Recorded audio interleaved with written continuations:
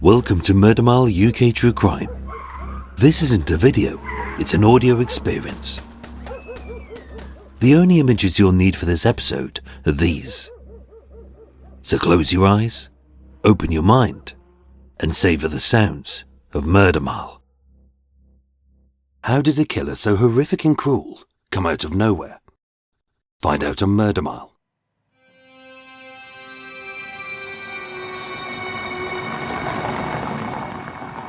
This is Craven Terrace in Bayswater W2. 2 streets north of the Night Porter, 1 street south of the Vice Girl Killer, and 1 street west of the missing hands of Miss B. Coming soon to Murder Mile. As it has since 1973, at 35 Craven Terrace stands the German YMCA, an affordable and safe place to stay for Christians, Germans, non-Germans and atheists, as everyone is welcome. In this area, you'd be lucky to buy a pie and a pint without needing to sell a kidney. Yet here they offer help, events and a comfortable bed for those who aren't a fan of waking up in a bath of ice, groggy and unable to pee. But as we've seen so many times on Murder Mile, every hotel and hostel has a dark story, and this is theirs.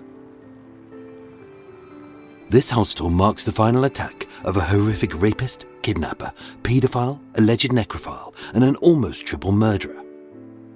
It's a case which caused uproar in the community, destroyed several families, and 3 lives would be changed forever.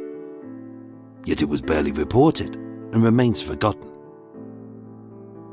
The killer came from nowhere, which begs the question, what led him to do these evil things? My name is Michael, I'm your tour guide, and this is Murder Mile. Episode 304, Mr. Nobody.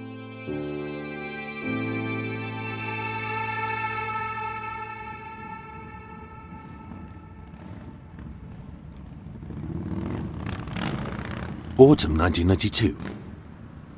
Britain was in recession. Unemployment was at its highest level since the war. The Queen's Ruby Jubilee was marred by what she called her annus horribilis, and a spate of bombings by the IRA across the UK's towns and cities left every tourist and tenant looking at waste bins with suspicion. After a long hot summer, the rubbish-strewn streets were stinking by Wednesday the 28th of October. And with everybody struggling financially, it was a bad time to be begging for change on the pavement.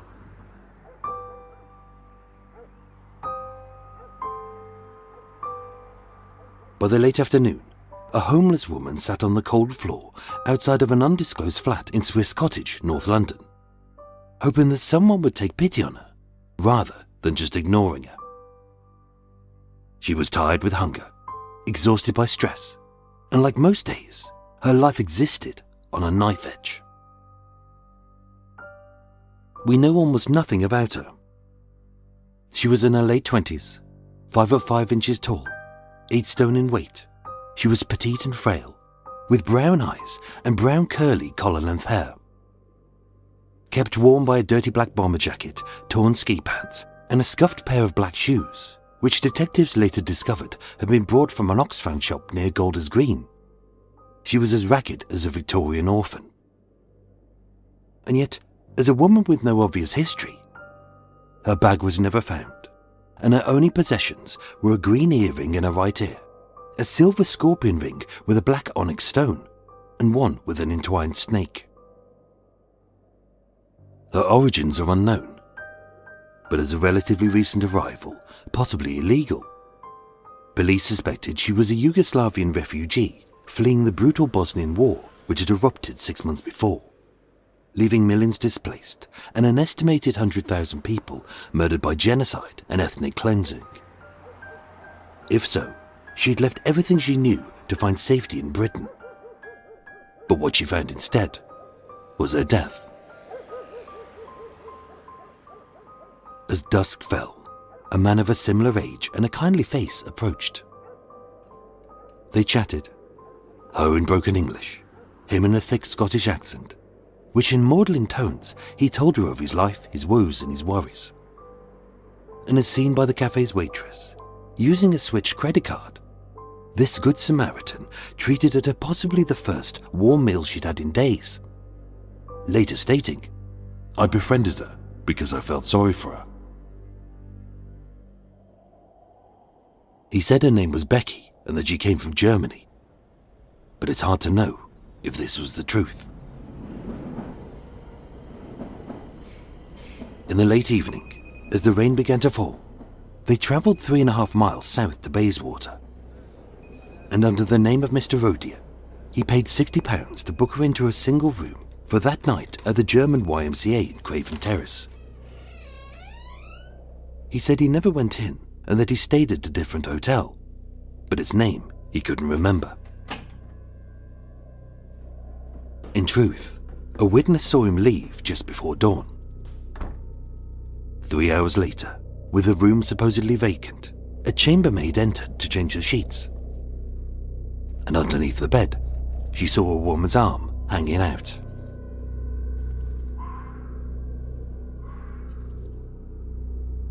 Nothing had been stolen, as there was little to take except her life. That night, inside a locked room, he had savagely beaten her about the head and face with his fists, a hard object, or against the floor. With her unconscious, dead or dying, he had violently raped her, and not seeing her as a person, but as a whole to assuage his desires. When he was done, he strangled her and stuffed her body under the bed. It was a cold-blooded murder to silence a vulnerable woman so he could rape her. But who was he? The name he used, Mr. Rodier, was an alias. The credit card had been stolen earlier that day. The police had a fingerprint, but with the National Automated Fingerprint Identification System not set up for 3 more years, the 13-year-old police national computer relied on fingerprints being searched by hand.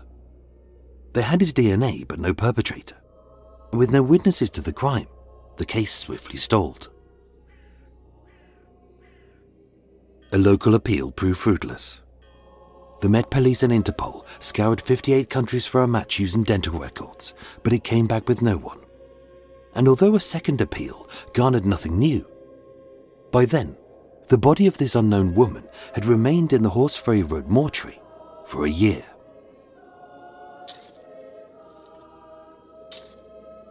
Alone and unloved, on a cold day in January 1994, the nameless woman was laid to rest in a London grave, paid for by the council. The only mourners in attendance being the senior detective and the Westminster coroner.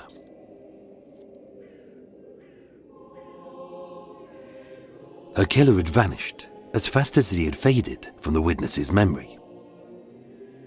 But this Mr. Nobody hadn't come from nowhere, as every crime leaves a trace.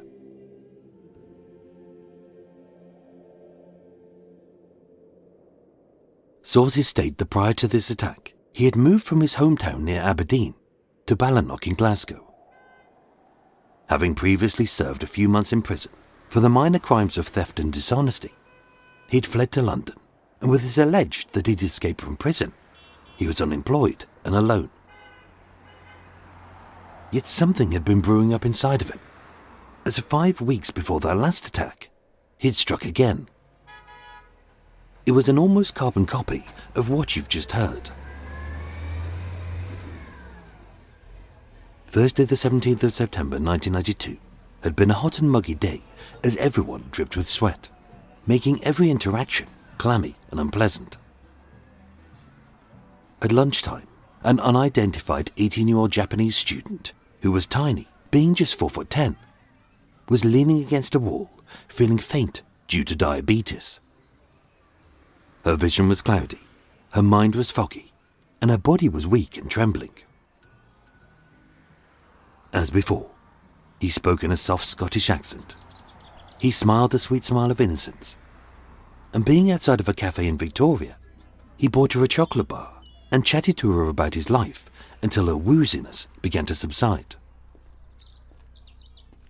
As two Christians coming together, she saw him as a good Samaritan, and with him pouring out a heart to her across the afternoon and being open about his bouts of depression, thinking that he was potentially suicidal, She didn't feel threatened by this meek and mild man, so she opened up to him. In him, she found a new friend, someone she liked and trusted enough to invite back to her friend's flat in Pimlico, where the three of them sat for the rest of the afternoon, drinking tea as she was teetotal, and they chatted for hours about history and politics, with him telling the girls all rapists should be hanged. He was polite, calm and kind, and with them both feeling peckish, using the same switch credit card and possibly the same alias, he bought her dinner at the Jam restaurant at 289 Kings Road in Chelsea. He later stated, "I had the feeling that she liked me, but I didn't fancy her." So having finished their meal at 10 p.m, half an hour later, as a student at King's College, she invited him up for an end-of-the-night cuppa on the communal seating in her university's halls of residence at Wellington Hall, not far from where they first met. They chatted until midnight, and everything was fine, until she asked him to leave so she could sleep. But he was actually pointed to the door and walked off to her bedroom, that he smothered her mouth and dragged her inside, with not a witness seeing a thing. Again, a petite girl had been attacked. Again, he had masqueraded as a good Samaritan. And again, she was strangled, raped, and had her head bashed unconscious with a hard object or against the floor. But this time, miraculously, she had survived. Inside a locked room, he threw her onto the bed. Straddling her hips with his knees, he pinned her arms by her sides and strangled her with his rough, calloused hands until her vision faded to black. She later recalled, "I saw a terrifying look in his eyes. I realized he wanted to kill me." But being helpless and immobile, she could do nothing to fight him off, and as she passed out unconscious, he raped her. Again he fled, with nobody seeing him run and believing she was dead. But 4 hours later, she came to. Her eyes too swollen to open fully, her raging throat too bruised to breathe in gasps, and although unable to scream as she'd severely bitten through her tongue when he strangled her, she was alive. In her room, forensics found his fingerprints and his DNA, which again was searched manually, as the National DNA database was yet to be set up, and the police national computer was ancient. To the detectives, she gave a detailed description of her attacker, having spent almost 12 hours with him. He was late 20s, 5'7", well built with round shoulders. He had dark short hair, thick eyebrows, a wide moustache. He had a strong Scottish accent. He loved history, and he was friendly and unthreatening. The police had no idea who he was or how to find him. But being such an unassuming Mr. Nobody, where did his crimes begin?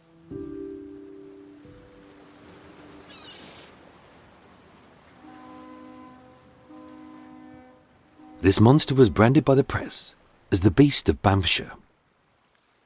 But his real name was actually Colin.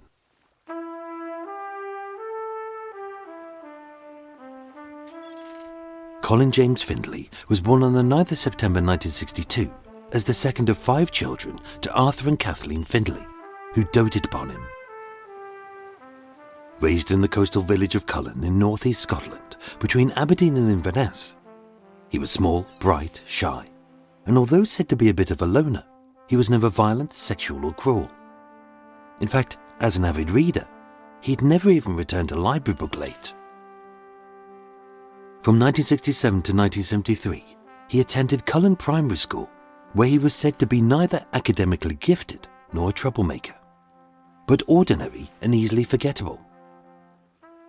He lived in a nice little bungalow on a quiet residential street at 24 Glebe Park Crescent in Cullen, being raised by a loving and decent family.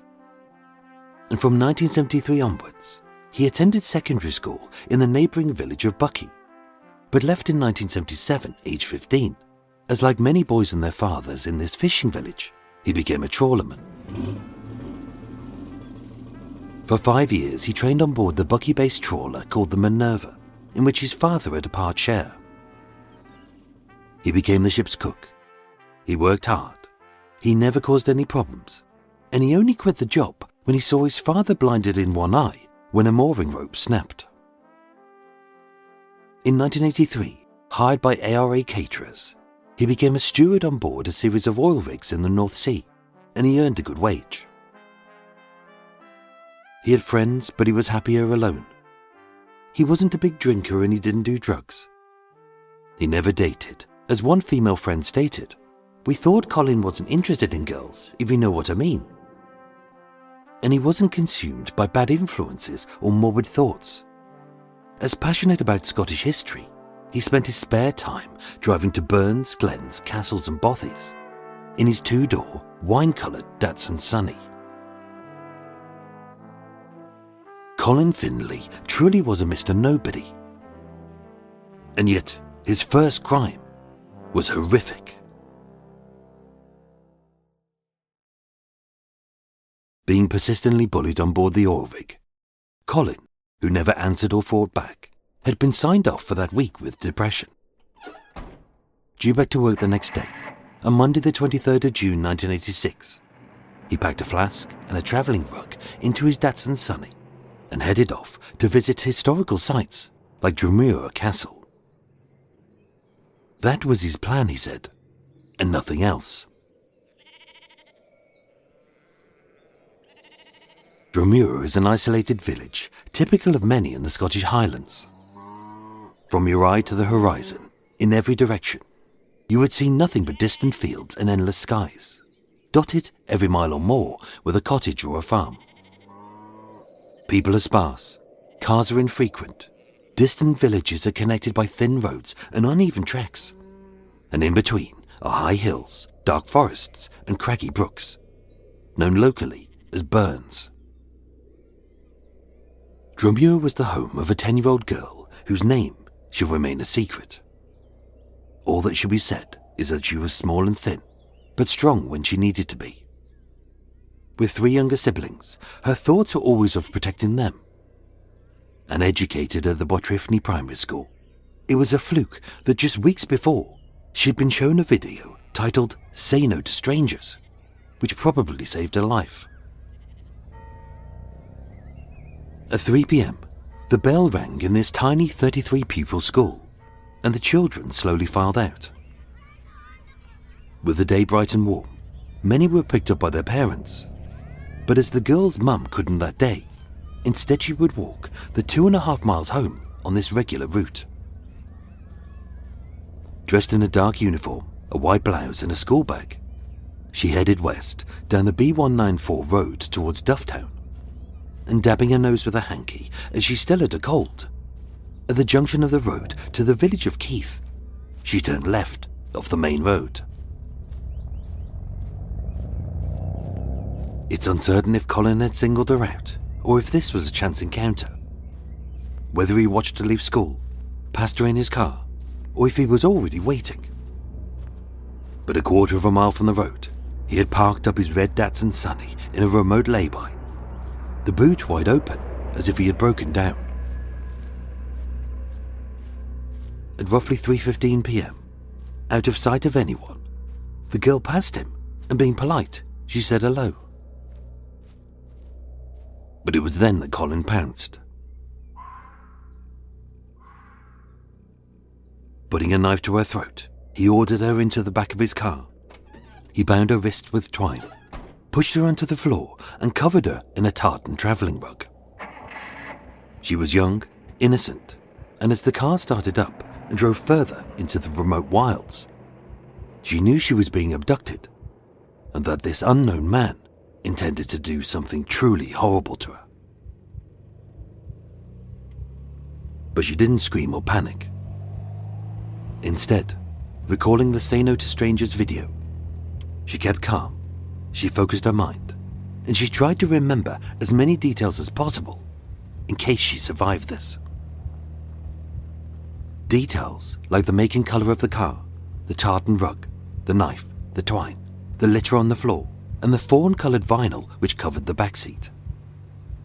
Peeping up as they passed the old toll house, she recalled the car turning right and into a bramble-covered track and bouncing wildly from left to right as it struggled uphill.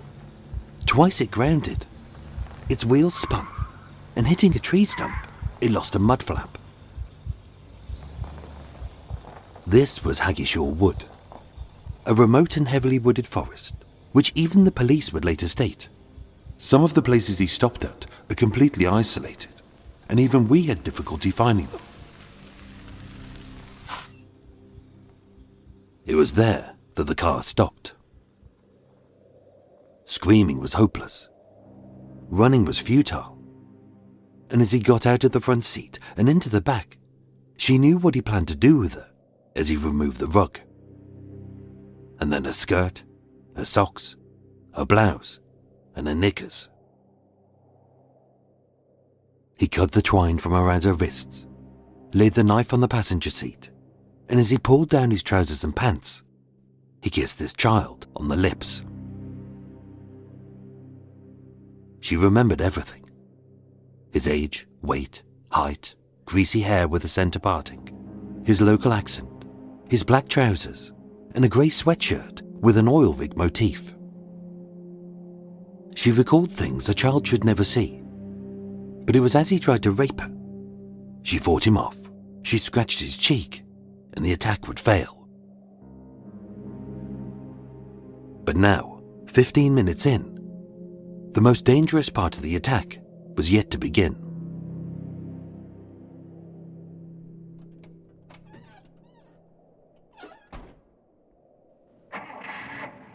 Over the next few hours, sitting silently, he drove the dark and twisted tracks of this barren landscape, looking for somewhere and finding nowhere.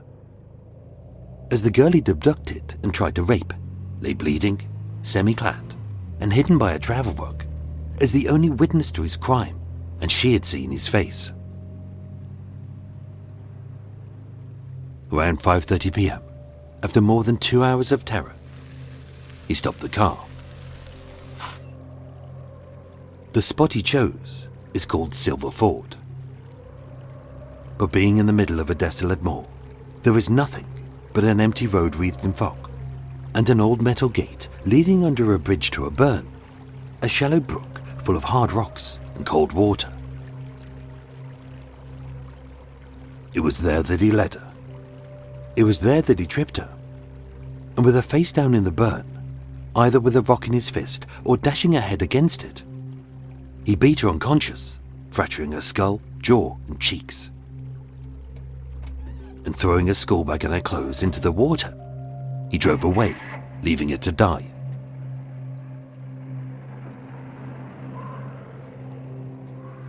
Only somehow, after all that pain, this little girl found the strength to keep fighting.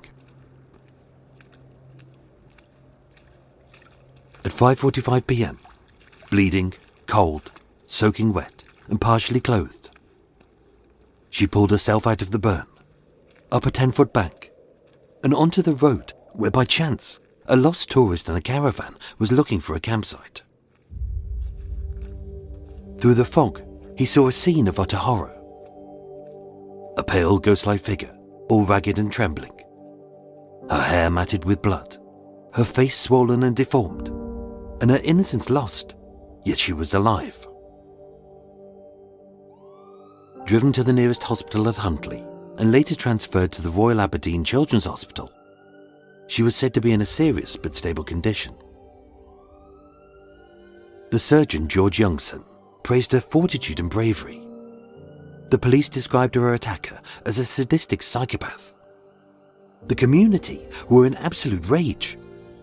Yet she didn't pity herself, as her only concern was that her mother and siblings were okay. The police stated in the press, "A very dangerous man is at large, and the public must help us to find him."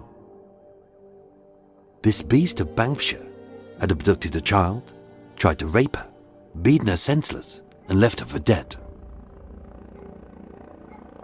The full force of the Grampian police were hunting him with search teams, sniffer dogs and a helicopter, scouring the area to solve what DCI Norman McCormack referred to as a murder without a death.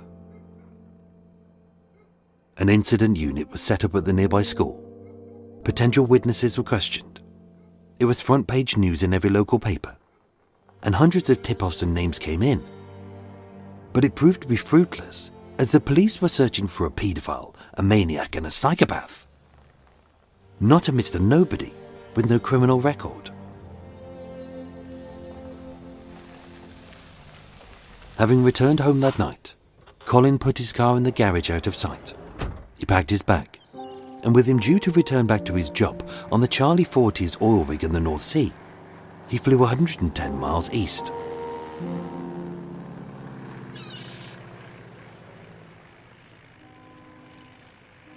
The case would have collapsed if it hadn't been for the bravery of that 10-year-old girl. But knowing that they had to be careful not to reopen her trauma, the detectives trod carefully, and the only person allowed to speak to her was a young female detective called Alison Young, who the girl called Auntie.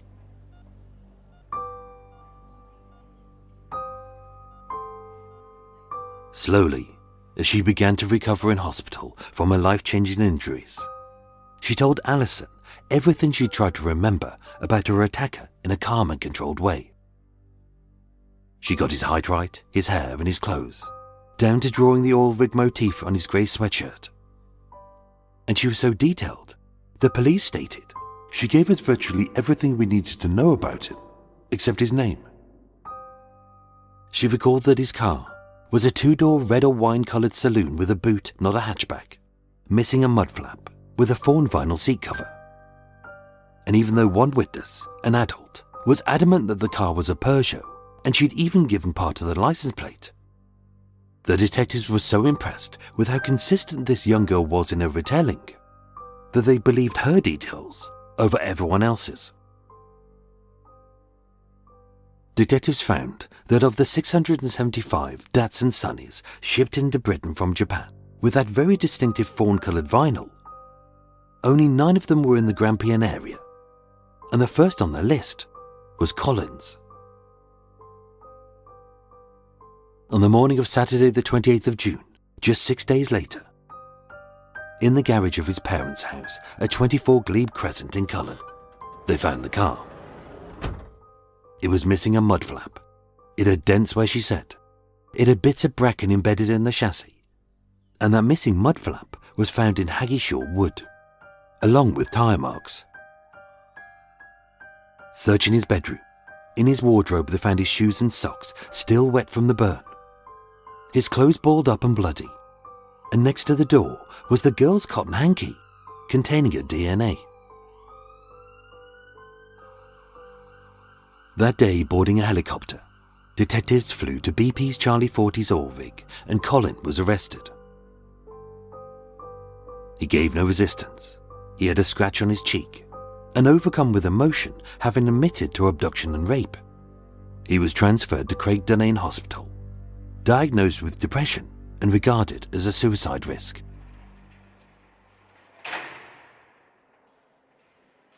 Held at Craig Inch's prison, 24-year-old Colin James Findlay never said why he did it. His family and the community struggled to believe that it was even him, and remorseful, he wrote a letter to the girl expressing how sorry he was. On the 30th of September 1986, he was tried at Inverness High Court on the charges of assault, abduction, attempted rape and attempted murder, having admitted that he was wholly responsible. A rapist, paedophile and attempted murderer had been caught at his first crime before he could kill. So how did this Mr. Nobody go on to attack a Japanese student and an unidentified woman? The system failed. With this as his first offence, horrible as it may be, as Lord King Craig summed up, his defence counsel agreed to plead guilty to rape if they dropped the attempted murder charge. Her family were furious. The detectives were in tears, and instead of serving life in prison, he got just 6 years.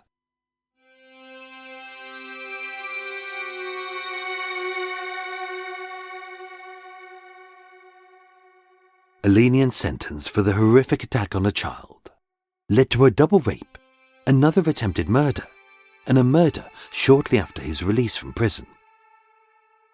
Seeing similarities between his description and his method, his fingerprints and later his DNA proved to be a perfect match between the attacks on the 10-year-old girl, the 18-year-old Japanese student, and the unidentified woman found in the German YMCA. Again, it took just days to find him. And tracking where he had used the stolen credit card, on Saturday the 31st of October 1992, he was arrested at a hotel not far from Bayswater and gave himself up without a fight. It was a unique case in which the police would convict a killer without knowing who the victim was. Tried at the Old Bailey on the 26th of October 1993. In Court 3, he admitted he knew both women. He denied raping them in spite of all the evidence and claimed that they were alive and well when he left them. He pleaded not guilty to rape, attempted murder and murder. But with the jury deliberating for just 4 hours, he was convicted by unanimous verdicts on all charges and was due a very long sentence. But again, the system failed. On the 12th of November 1993, being previously convicted on the brutal attempted murder and rape of a child. For 2 further sadistic crimes, Judge Brian Smedley sentenced him to just 10 years in prison, meaning he would be released in 2003, if not sooner. It's uncertain where he is now. Maybe he's changed his name. Maybe he's living free in a city or town. And maybe he walks amongst us as a 63-year-old man whose crimes have been forgotten. He never gave a motive for any of them. All we know is that he was a Mr. Nobody who came out of nowhere.